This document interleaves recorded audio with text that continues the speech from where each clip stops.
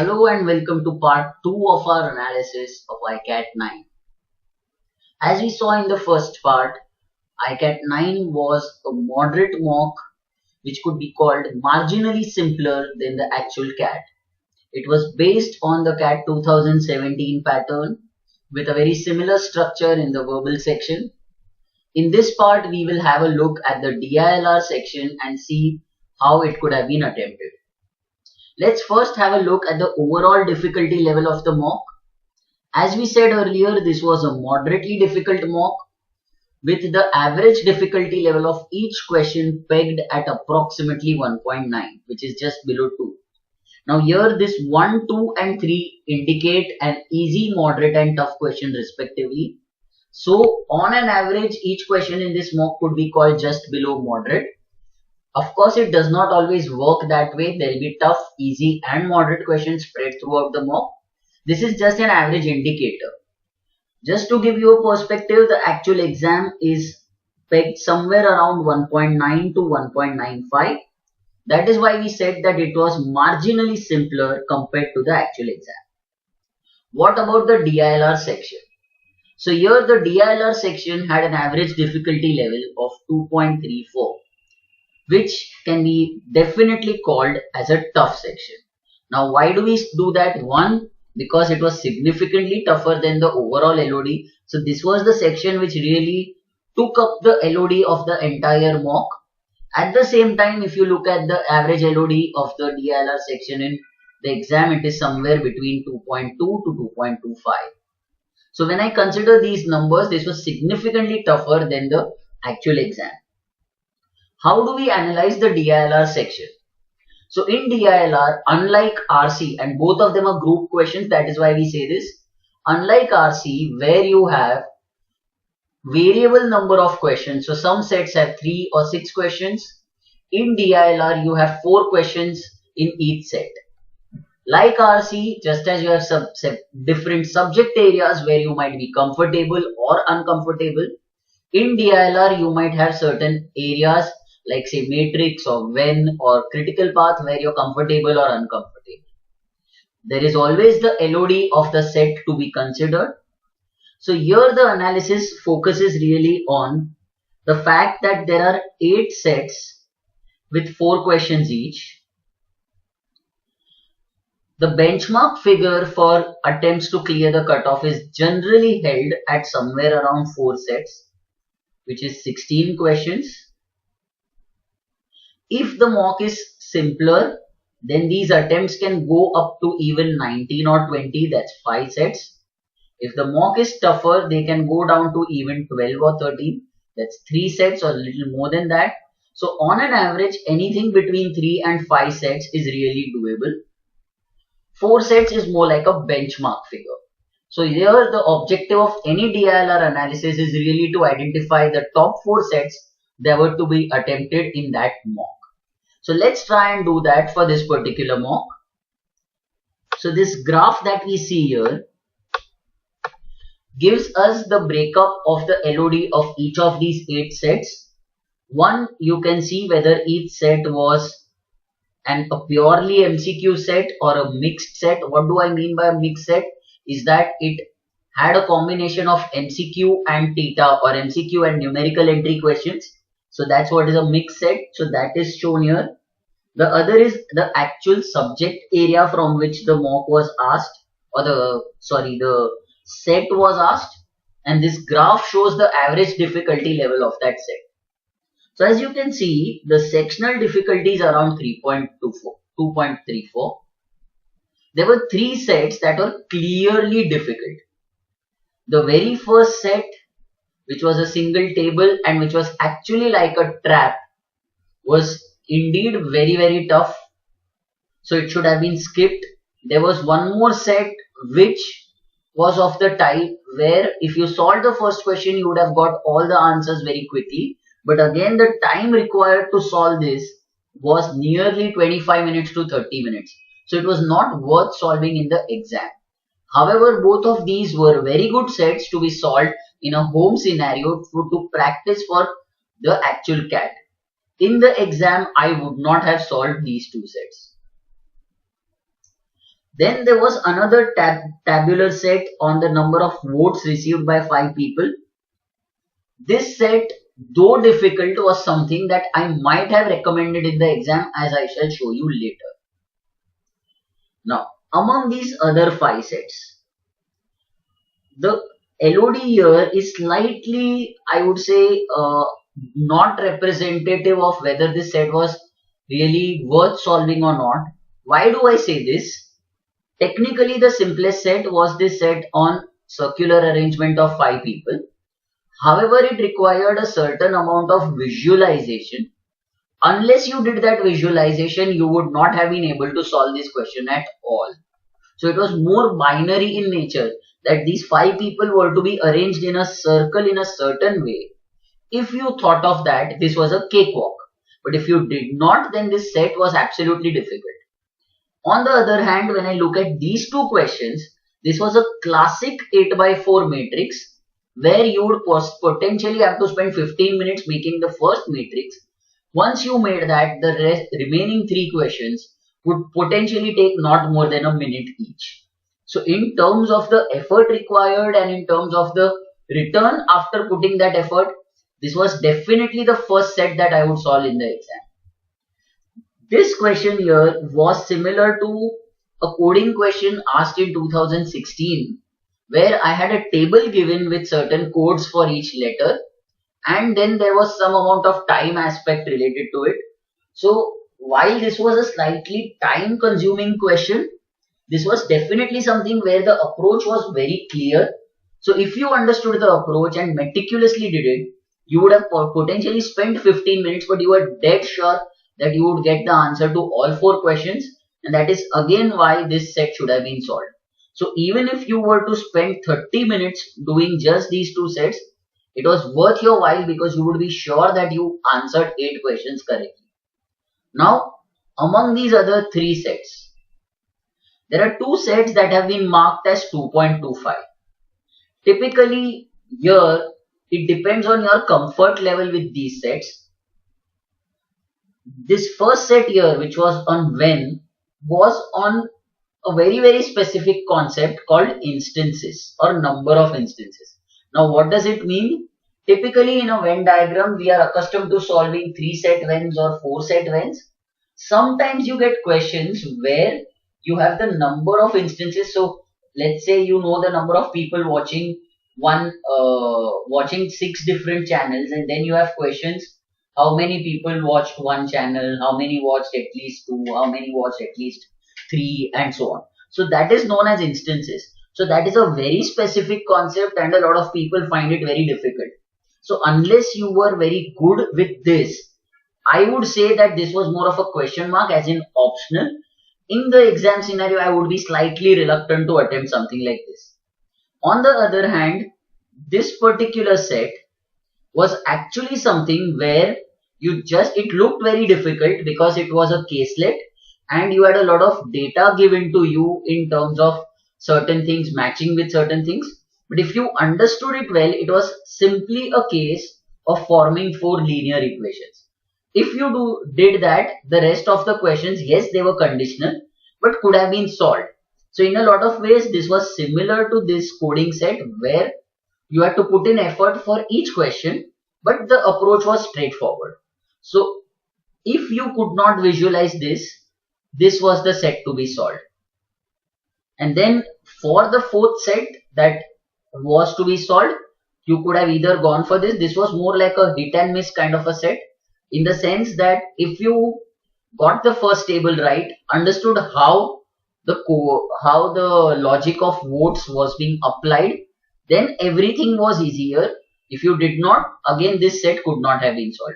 So both of these were quite similar, though they were miles apart in terms of their difficulty. They were very similar in terms of the hit or miss aspect. You either understood them or you did not. Whereas these 3 sets were the ones where you actually could have understood the approach and just kept solving. So what were the sets that definitely should have been attempted? So when we look at both these aspects, as I said, we observe that the first one extremely tough, so skip it. Similarly, the set on the grid could have been skipped. Now here we clearly observe that this set on coding was moderate because you had to put in effort for each question. So this 2 really has been assigned mainly from the point of view of the time taken to solve it, but definitely something that should have been solved. This last set on matrix, this 3-year indicates the amount of time that you would have put in to solve the first matrix, but after that this 1, 2 and 2 also indicates that it was fairly simple to answer the remaining questions. So again, this is something that I would have solved. Now among these remaining 3 sets, observe that this set here was easy to moderate. But as I'll show you later, it was purely based on visualization. Now between these 2 sets, there's a marginal difference. 2 tough questions, 1 tough question.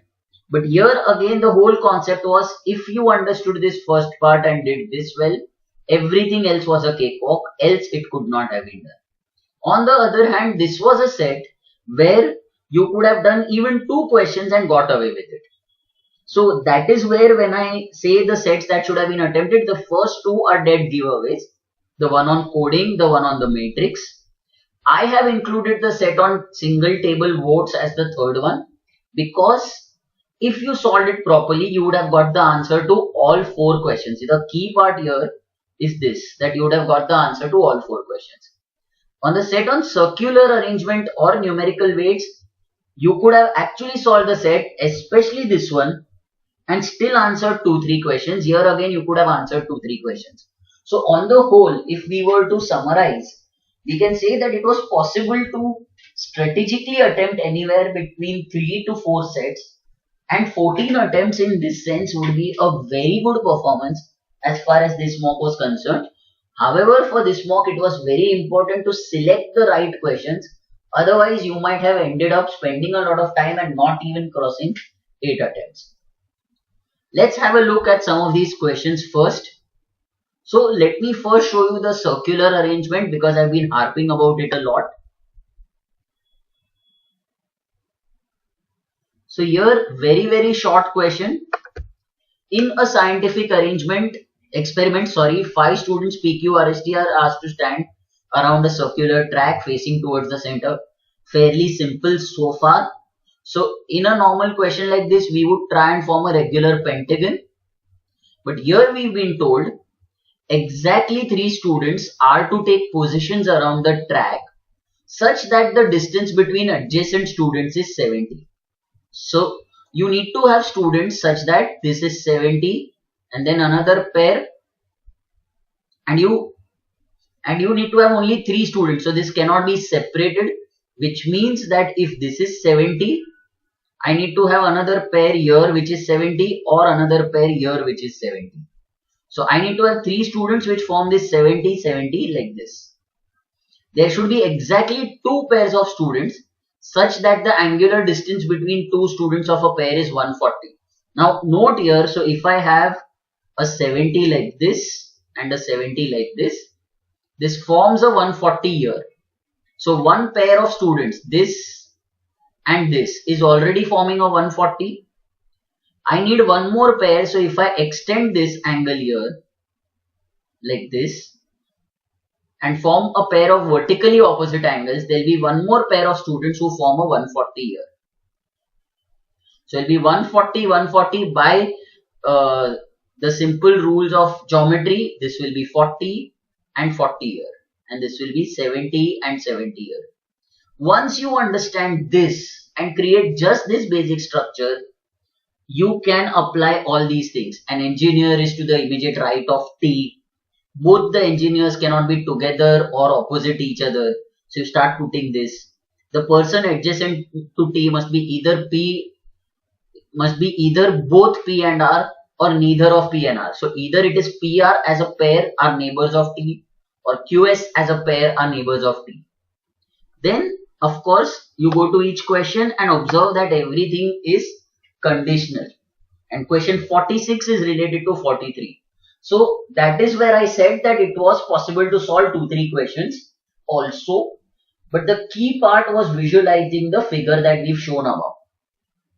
So that was something that was important. The other question where I said you could have solved 2-3 questions was this next set. Now look, this is one caselet here which looks difficult. A factory packs 4 types of sand: gypsum, silica, lithic, garnet, whatever.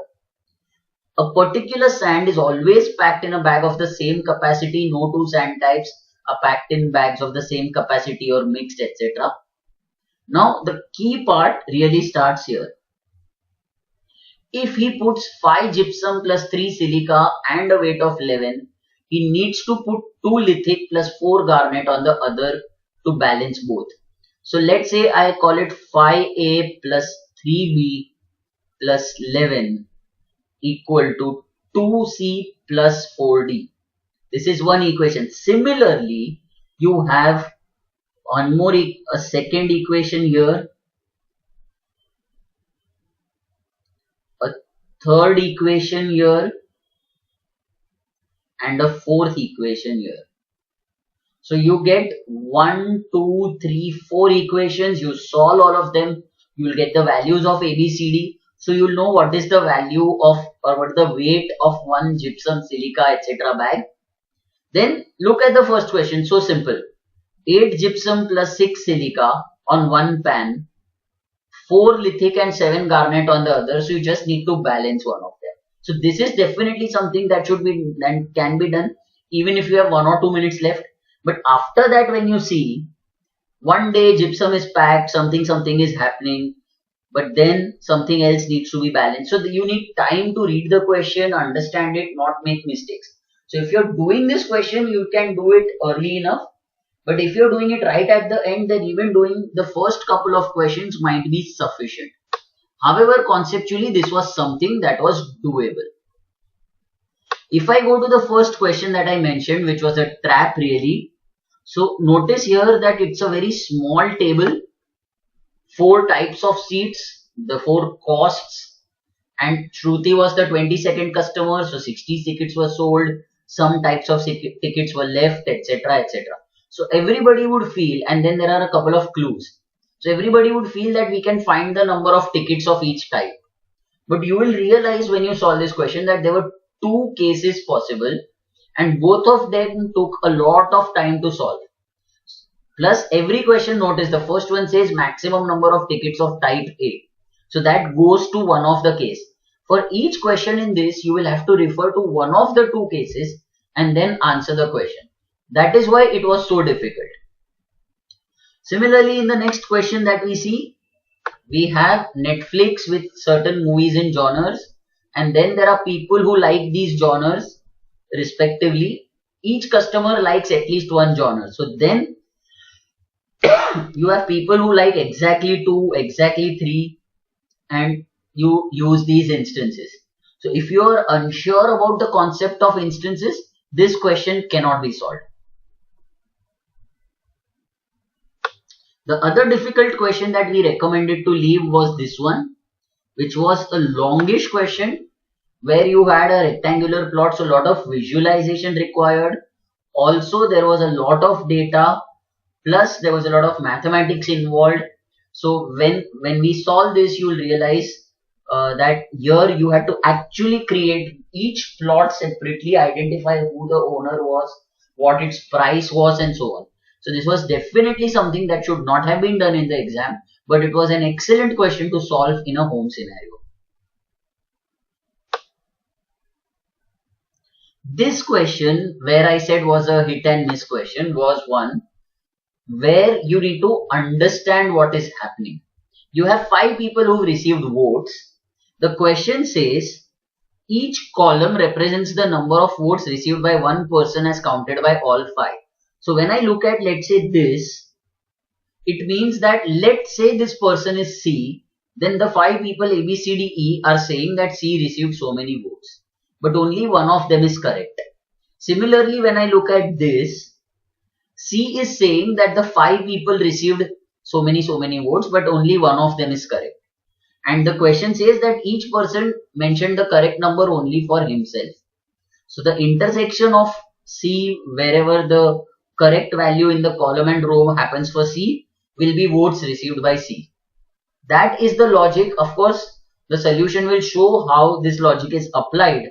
But if you understood that and then started solving from there on, you could have then solved this question.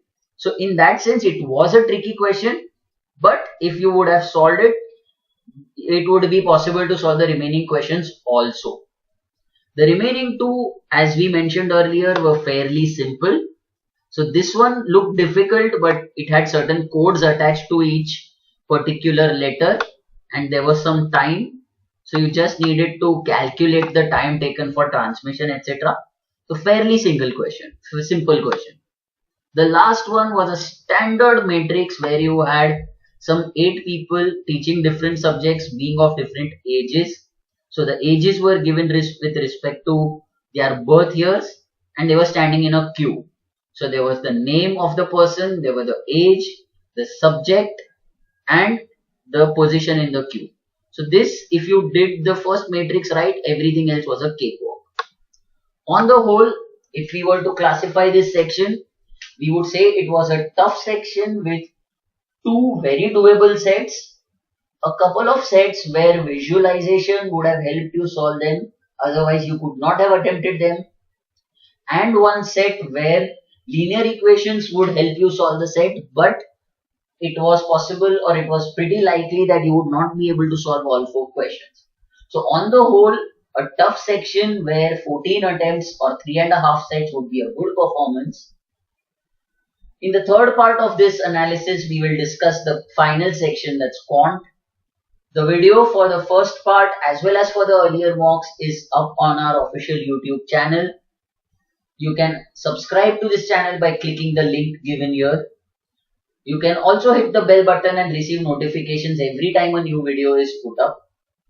Please feel free to put in your comments, feedback or questions on the thread below the video. Keep watching. Thank you and wish you all the very best.